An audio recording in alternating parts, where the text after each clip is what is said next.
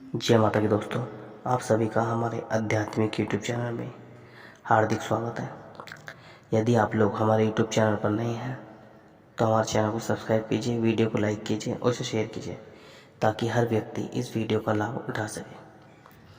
अब मैं आपको बताता हूँ कि जो घर के कुल देवता होते हैं वो कैसे बनाए जाते हैं।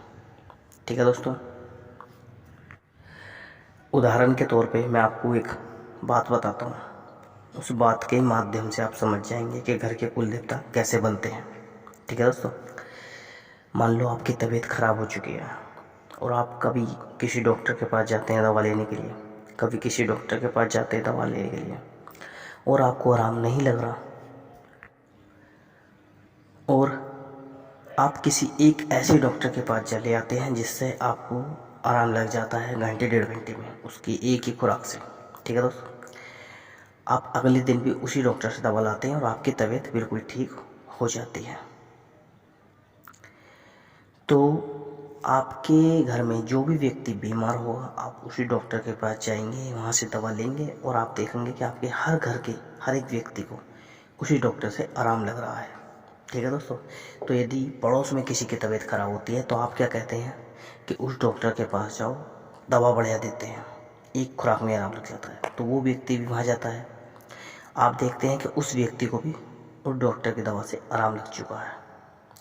फिर वो व्यक्ति किसी और को बताता है, लेकिन उस दूसरे व्यक्ति को उस डॉक्टर की दवा से आराम नहीं लगता तो वो वहाँ नहीं जाता।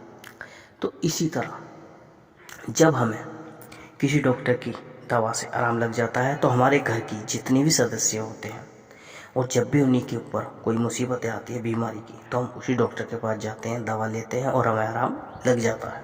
इसी तरह हमारे दादा परदादा का यदि कोई काम नहीं बन रहा तो वो भी किसी दरगाह पर या किसी एक ऐसे स्थान पर जाकर अपनी मनोकामनाएं बोलते हैं और उनकी इच्छाएं पूरी हो जाती है।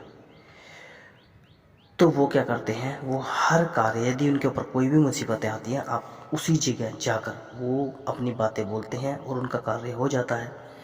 तो किसी पंडित के थ्रू या किसी तांत्रिक के थ्रू हम उनका भोग पूछते हैं कि इनका भोग क्या है, या कुछ देवता तो ऐसे होते हैं जो सपने में आकर बताए थे कि मेरा भोग ये है, मुझे ये चीज़ दे देगा। ठीक है दोस्तों, तो हम लोग क्या करते हैं, फिर उनका शादी ब्याह के समय या किसी तीज त्योहार पर उनका भोग सबसे पहले निकालते हैं। एक बार को पहले हम खुद कोई चीज़ नहीं खाएंगे जब तक उनका भोग नहीं लगेगा। ठीक है दोस्तों, क्योंकि वो घर के मैन बड़े, जिस तरह वो एक बुजुर्ग आदमी को सम्मान दिया जाता है उसी तरह घर के कुल देवताओं को भी सम्मान दिया जाता है। वो घर के मेन सदस्य हो जाते हैं और हम उन्हीं की छत्र छाया में रहते हैं, यानी कि हमारे ऊपर कोई भी मुसीबतें आएगी हमारे कुल देवता उस चीज़ को रोकेंगे, या हम पर कोई भी तंत्र करवाएगा हमारे कुल देवता उस चीज़ को रोक देंगे।